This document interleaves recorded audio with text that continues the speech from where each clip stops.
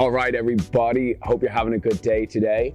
We are going to do some market analysis and just go over some of the different information that we've been getting for the past couple of weeks, mainly to do with the market size, different legislations in different states, and just an overall look at this industry.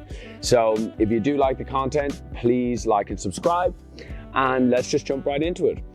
So first things first, I think when we are looking at this industry, it's pretty fascinating to see where we were no less than 2.5 years ago is Delta-8 legal, and now we just have a report that's come out from Forbes that basically states very clearly that there's been over $2 billion in sales which have currently occurred in the past 2 years when it comes to Delta-8 products. That means that there's 35% of CBD users who've purchased psychoactive hemp products over the last year. Stats are astronomical when it comes to some of the states that haven't legalized, no way.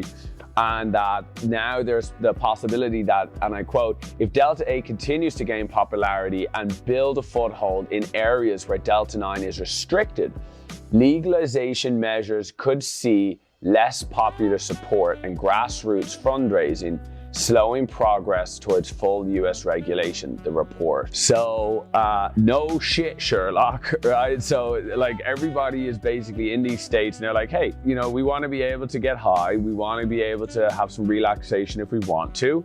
And if you're not going to give it to us in this form over here, well, we'll just get it from these forms over here. And if you want to legalize it or not, it doesn't really matter. And to be honest, the more people I talk to now, the more that I see people saying, well, yeah, even if Delta-9 does go legal in my state, I'll still use HHC. Even though if this does get banned, I'm going to use these other cannabinoids, THC, JD, or THCP, because they're stronger. And it's really fascinating where you basically have a couple of different people that are, or groups I should say, that falls into like, we only want marijuana and that's all that we want. And anything else that's not marijuana is just like this crap over here.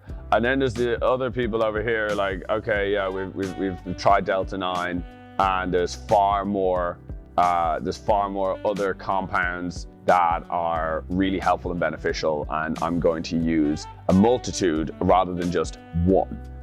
And so I think it's pretty fascinating to see how the market has been changing. And not only that, but when we start looking at legislation here, we're talking about a $2 billion industry now. That's not very small. And considering we're only 2 years in, and all of the hurdles with it, I mean, I can only imagine where it's going to get to. And what's even more fascinating now is that we've also seen the emergence of some trade groups. So when you are wondering how in God's name is it that some of these states which are trying to ban Delta-8, they aren't able to do it anymore, it's because that we now have groups. Specifically, you have like the Alternative Healthy American Association. Aha. You get it? And those guys have really been at the forefront. I mean, we also have MC Nutraceuticals that have been helping out, a lot of bigger companies, 3Chi, as well as Hometown Hero and, some of these other guys, Flying Monkey as well. And so let's just look at some of the work that has been done right now. So first of all, let's look at Kentucky. So Kentucky actually passed a regulation bill on Delta-8. Can you believe this? 97-0, right? So that's the amount of the people voted in favor for this bill being passed. And if you remember correctly, like it was literally in, I think it was like 6 months ago or 12 months ago, it was like, oh, Kentucky's banned. They're taking shit off the shelves. Like it's done. And now they've actually taken a huge U-turn and are like, actually, lots of jobs, the people really want it, and there's lots of money coming in from it. Why would we try to ban this? And so Kentucky is one state that's actually managed to pass this, and then the bill went on to pass in the Senate again unanimously with a 36-0 vote, and now it's on the desk of the governor pending the signature. That's really incredible, and it really makes, before it was like, oh, how long can we ride this train out until like it's not going to be here anymore, and now it's more like, no, this is here to stay and it's not going anywhere. Now let's take a look at Tennessee.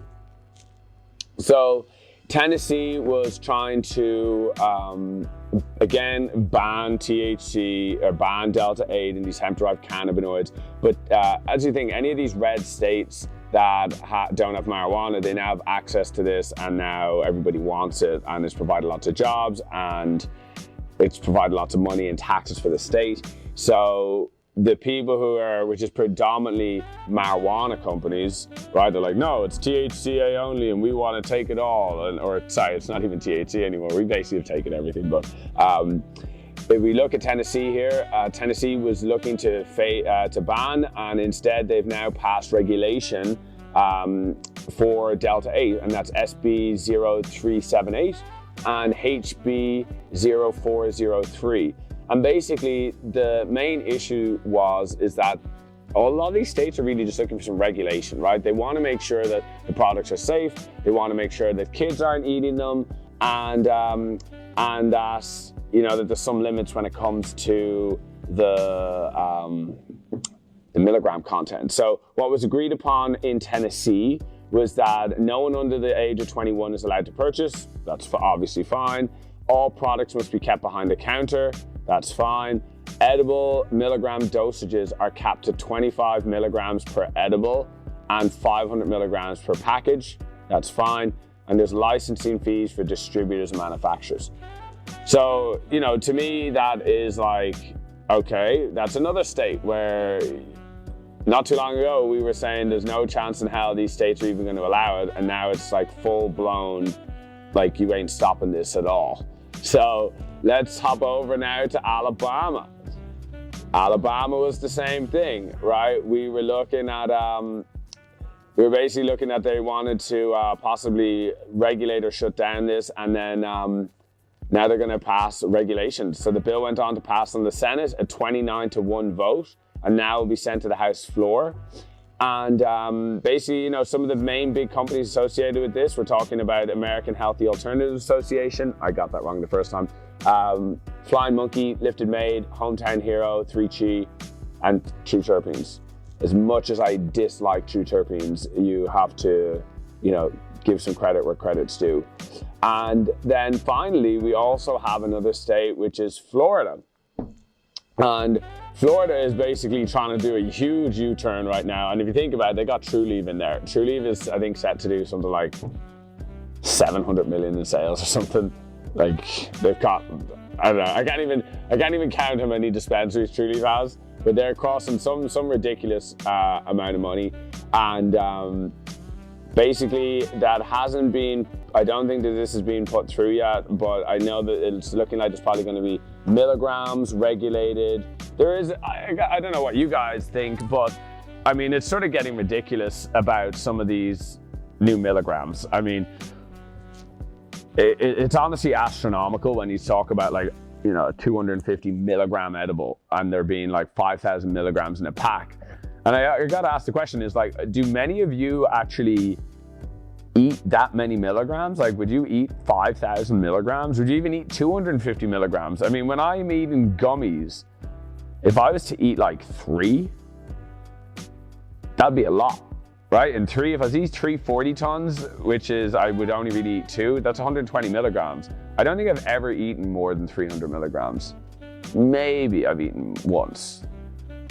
But, so I'm in agreement, right? It's a very different beast. Imagine you've got a non-child safe packaging product and you now have a 250 milligram edible that's a peach ring that a child gets a hold of. Like that ain't good. So I think all of this is really pointing to a really positive outlook for the hemp market. And I know we're talking about the 2023 Farm Bill, but I don't think that's going to be coming in anytime soon. You know, we're on the oh my goodness, we are on the National Industrial Hemp Council, and so it looks like that it's probably going to be the 2024 Farm Bill is what this will look like. And I cannot see Delta-8 going away. I just think there's too much money in it. And I just think that there's too much taxes. And at the end of the day, when we look at this plant, it's like there's over 140 different cannabinoids already identified. There's like hundreds, if not probably thousands more that are unidentified. And so to sort of limit this to be like, hey, it's just marijuana, is just so narrow-sighted. And I often find that, honestly, with many people who are on the marijuana side who are just like, it's Delta-9 only and we don't want anything else but Delta-9. It's like when you sort of wake up to be like, there's so many cannabinoids, and like having Delta-9 all the time. Honestly, I can't say I'm an anti Delta-9, right? But like, I support all cannabinoids, right? Like I'm not gonna favor one over the other. But for me personally, Delta-9 is just too strong, and I just get paranoid a lot of the time. And it's just not really, like, you know, smoking a joint for me, genuinely, it's like I smoke a joint when I want to like shut my brain up and I want to go to bed, right? Like that's really it. Like my wife loves smoking Delta-9. And I'm like, hey, try my infused joint. And she's like, oh, yeah. And I'm off like smoking all these infused joints. And I much prefer the high. I feel much more awake. And I don't, like, if I had the choice, but I will say this. I do think that if I had the choice of going to a smoke shop or going to a dispensary, I would probably choose the dispensary, because I find that coming back to like the smoke shops are so unregulated that it's just like you've no real idea. For a lot of the products, you've no idea what you're getting. So I can totally understand that. But I think it is a really good positive thing that the market itself is really developing very strongly. And it is now no question of Delta-8 and its legality. I mean, like the DEA has already confirmed it. Some of these other cannabinoids are a little questionable, but overall, like, this is here to stay, and these cannabinoids are available to purchase, and there's really no reason why you wouldn't sample a few of them to see what really works best for your body. So if you like these videos talking more about the market, please let me know, and I'll see you in the next one. Thanks for watching.